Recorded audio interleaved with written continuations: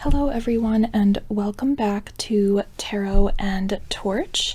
Today's video are all of my favorite tarot decks from 2025. So very excited to make this video.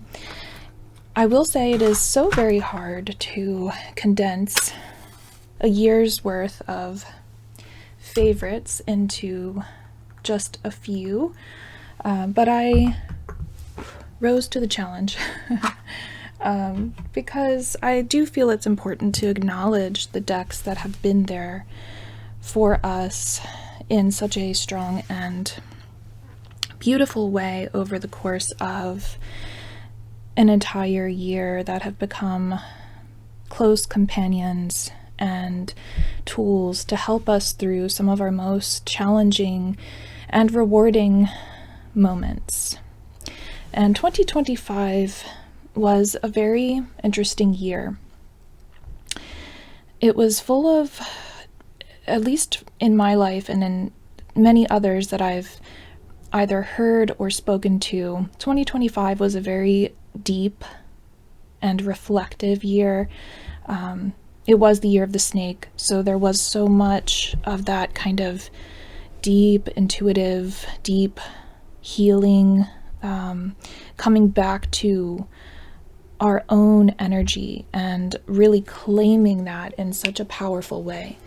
So without further ado, let's get started here.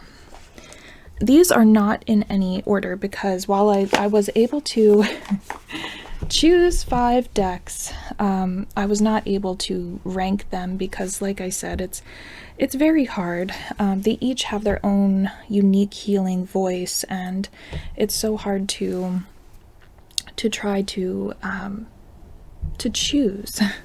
So the first one I'm going to talk about is the Void Tarot. And let's see, this deck is created by Sarah Nissan. And this deck really had that feeling. Of course, it's called the Void Tarot. There is this sense of sinking deeply into one's self and really just working through the caverns of some deep inner transformative energy. It is a beautiful deck. It is very potent in its imagery, even though it was a very different kind of deck for me to work with, not because of the theme around it, but just because of its energy. It does have this cavernous kind of quality to it. And when I first saw it, I wasn't sure how I would feel about it in person, because the background of many of these cards are very kind of the same. There isn't a lot of difference in that, but I did feel very drawn to the color, to the imagery, and that really does evoke some deep feelings and qualities that I needed this year in 2025. It felt like claiming that more powerful side of myself in a very quiet kind of way, and also feeling supported because there are these beings in this deck that are they're like little fallen angels, for lack of a better description. And there's something in that understanding that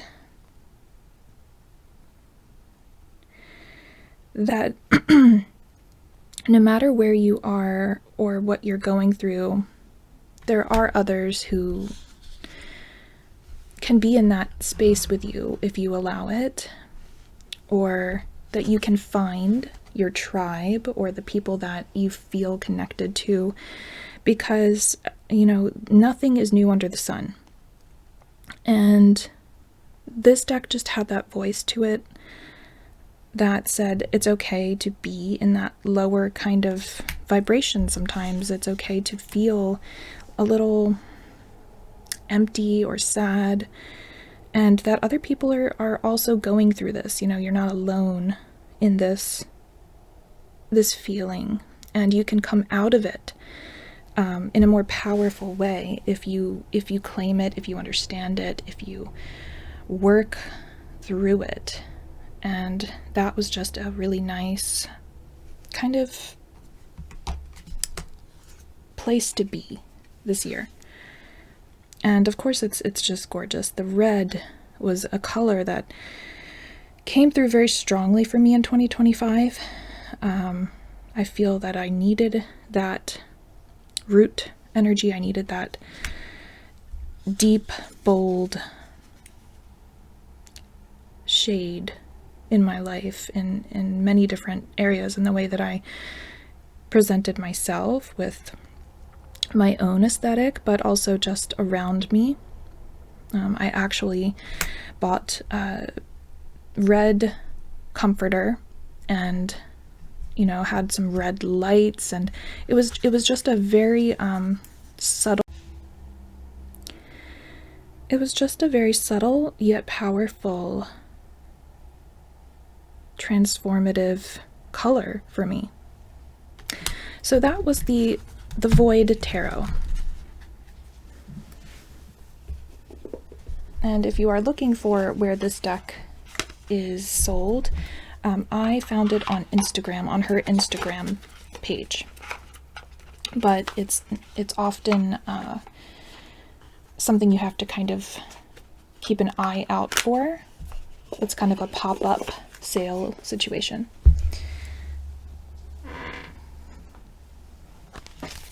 Next we have the Thoth. Unsurprisingly, if you've seen my other videos, and I'll try not to spend too much time here because I know a lot of people know the Thoth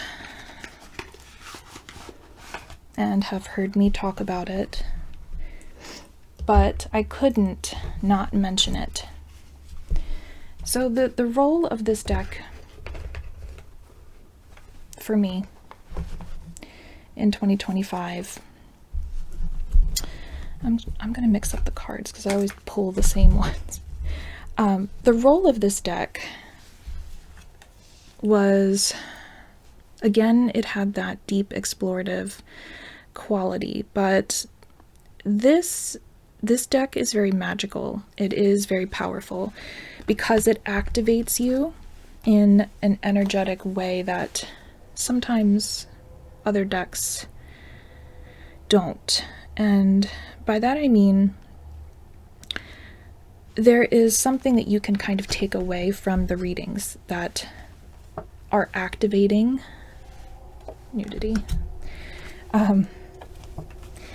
and not only give you what you need to know, but also shift you kind of vibrationally. And I mean, as someone who works with energy, that is very, very important to me. I do path working with this deck.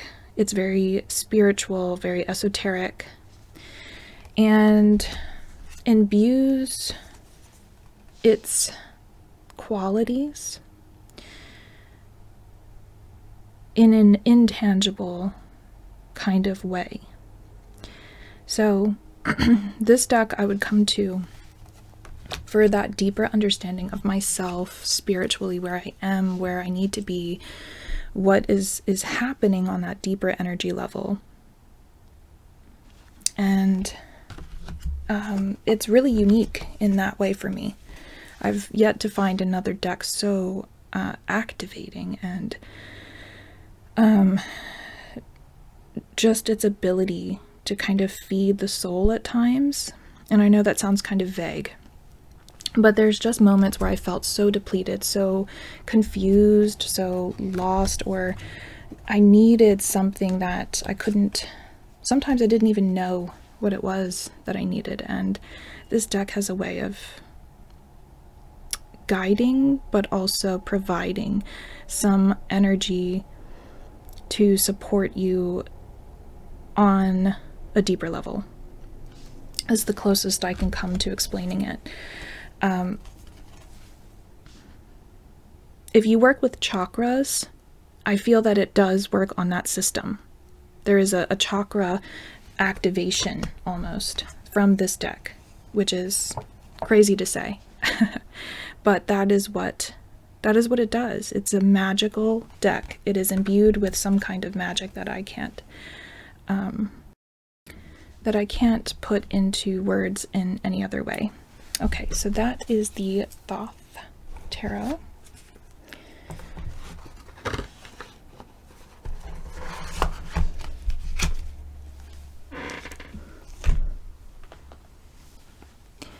Now here's a deck I've not talked about yet, I don't think, on this channel. And this is the Nameless Ones.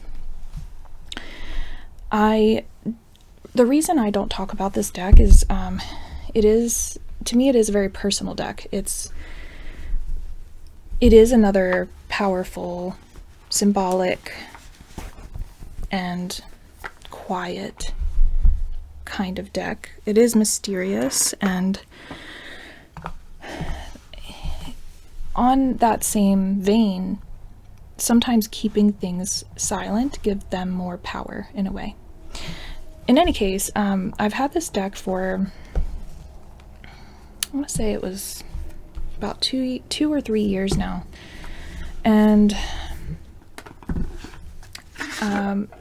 it's an intense deck by Zia Hunt,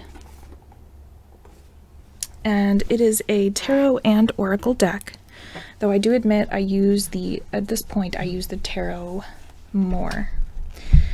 And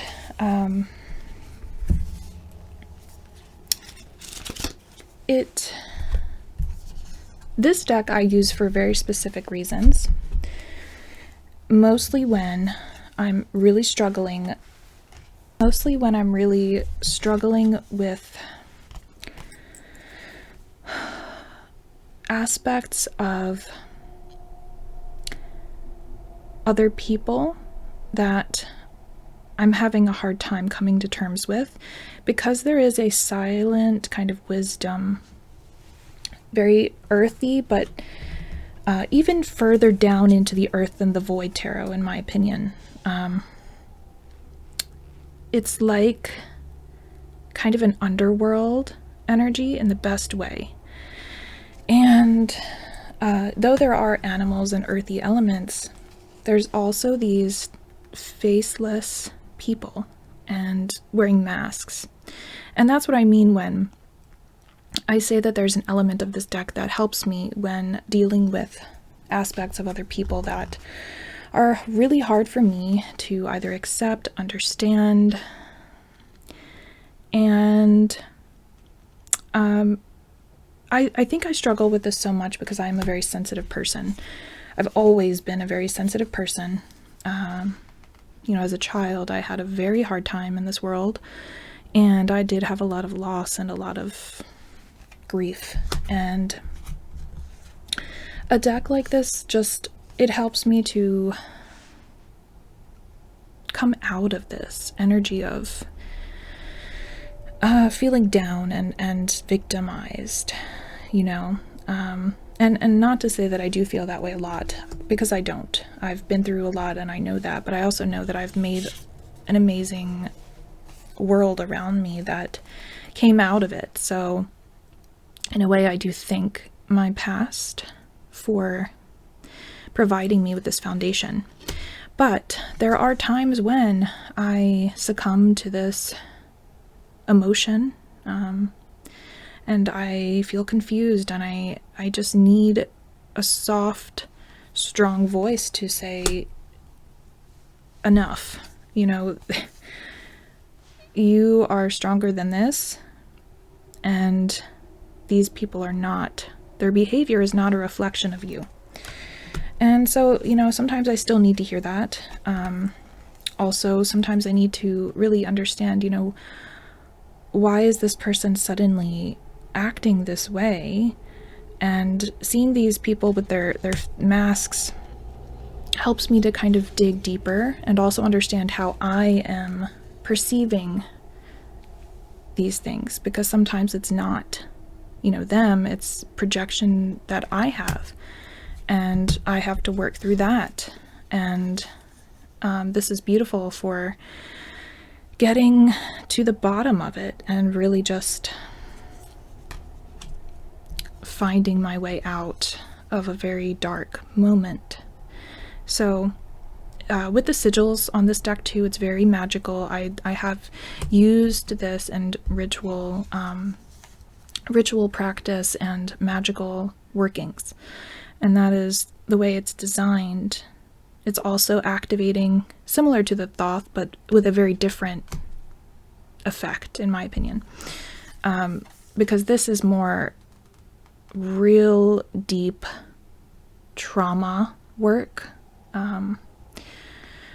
really getting to the bottom of things, the very bottom, if you will, of a situation. It's very scorpionic in that way. Okay, so that is the Nameless One. Beautiful deck. Highly recommend this for any kind of painful energy work or psychological work, emotional work that you're doing. Next, we have the Tarot of Vampires, which is not even in its box, but I'll show you the box. Not that you probably need to see. This deck is by Ian Daniels, by the way. I'm trying to get better with saying everyone's names. So the Tarot of Vampires, again, is another deck that I have talked about so much, even on this channel. And as people that love this deck may say, there's a great reason for that. It's a very clear reader.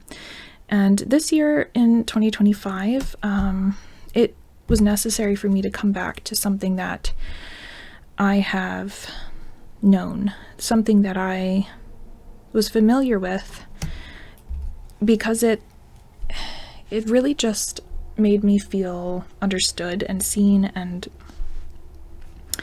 also helped me during chaotic times to have that voice of, it's going to be okay, you know, you are immensely strong as a soul, and you are meant to overcome these temporary frustrations, blockages, upsetting moments. And I really needed to hear that.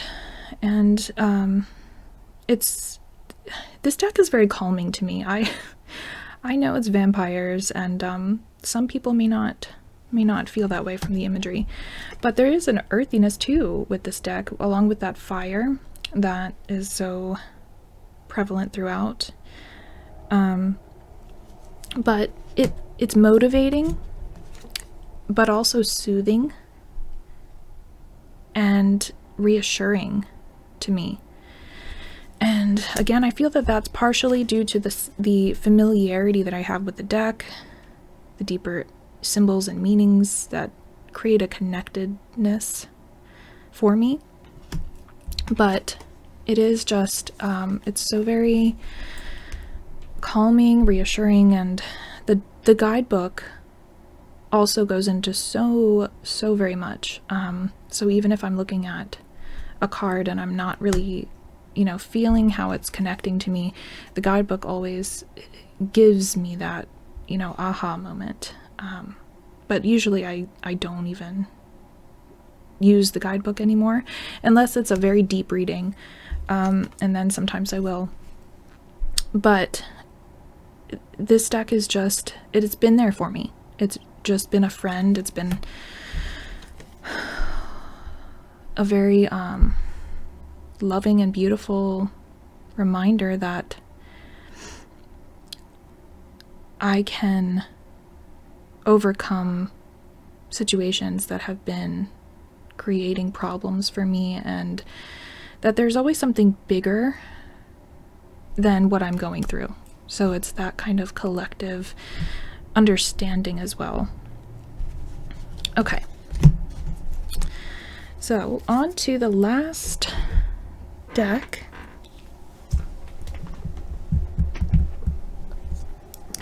Which was the Witch Sister Tarot.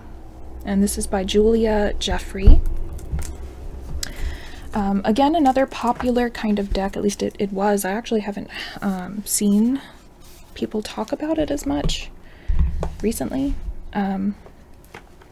But this deck has been pretty constant in my practice since it came out.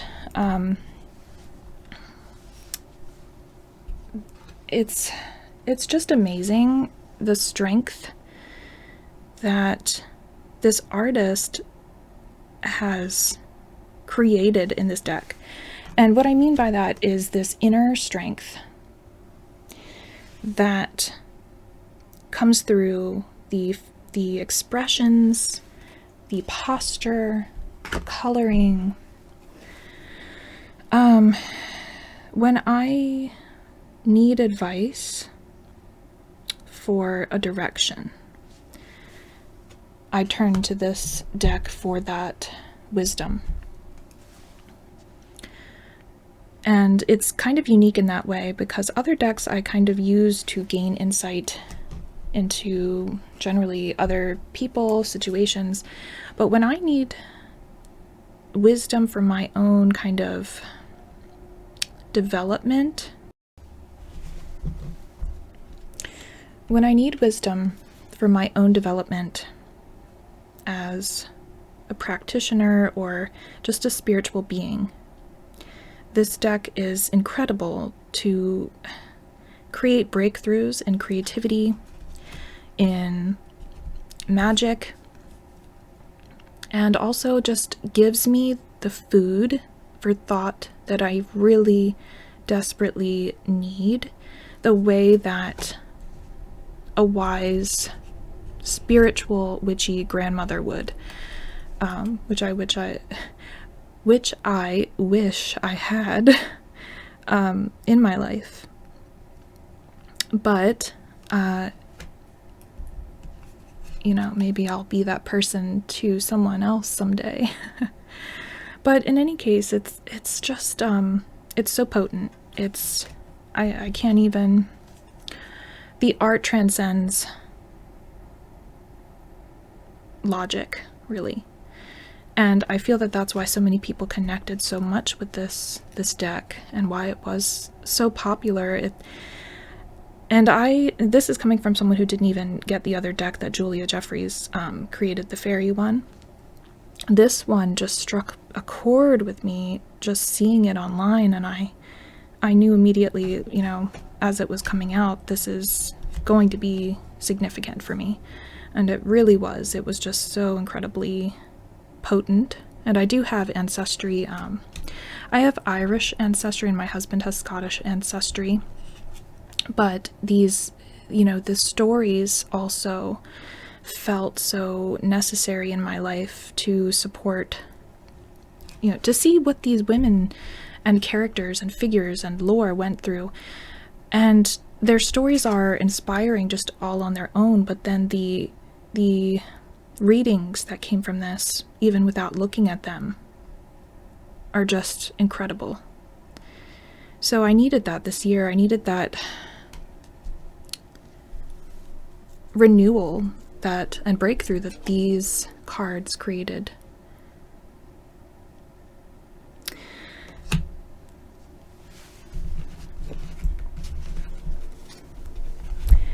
Okay, so that was my top tarot decks for 2025. I will have an Oracle edition as well, and of course, this was very hard to do. There's so many other decks I wish I could have talked about, but I'm also just curious to see if any of these decks were something that you also included in your top 5. I'm enjoying watching everybody else's videos on this, on their favorites, and I will see all of you very, very soon. Please don't forget to like and subscribe. It helps so much.